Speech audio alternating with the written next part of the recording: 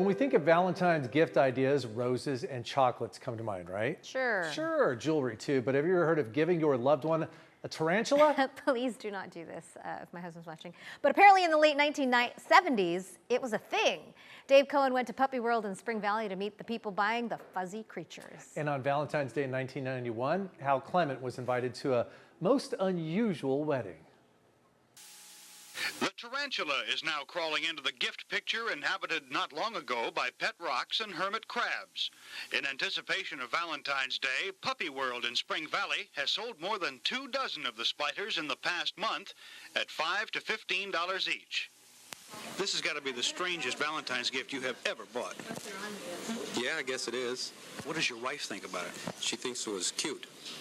I understand they're not harmful, and they're kind of quiet and clean, and I don't see why not. Looks like fun. We're going to surprise my husband. Yes, I'm sure you are. He doesn't know you're buying them? No, he doesn't. Is he a violent man? Not yet, not that I know of. Store officials say these tarantulas are harmless, or just about. If you get them upset, they can bite, but it's not poisonous.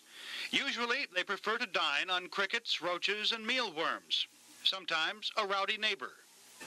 My producer assured me these creatures have redeeming social values. I asked him to name one of them, and he couldn't.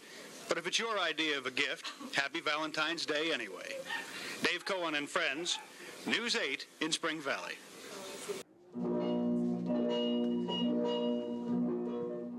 Now, who gets married in a kindergarten class? That's easy, the classroom rats. This is Starbright, the groom. You can tell he's the groom by his top hat. And the bride, Starlight. I'd say blushing bride, but how can you tell if a rat is blushing?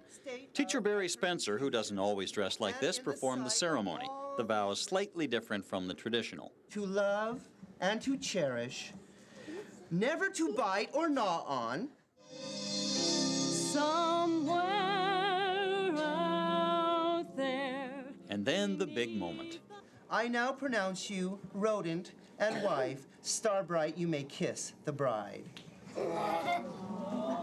The kiss was apparently too much for some of the audience. They were overcome with emotion. You may be wondering who came up with the idea for a rat wedding in a kindergarten class. Some of the moms were talking to me about having a wedding for our rats because I told them that they would be having children in the near future, and they said, of course, they have to get married. Time to cut the cake. No bride and groom on top of the cake. There's a rat, or maybe it's a mouse. And then it was time to toast the newlyweds. Cheers! The bride and groom, of course, got some very nice presents. They got a nice photo album. Of course, they got a big hunk of cheese. They even got a blender. But no, they did not get a microwave oven or a toaster. Not a typical kindergarten day, but the wedding seemed to be a hit. It was good What was your favorite part? when they got married.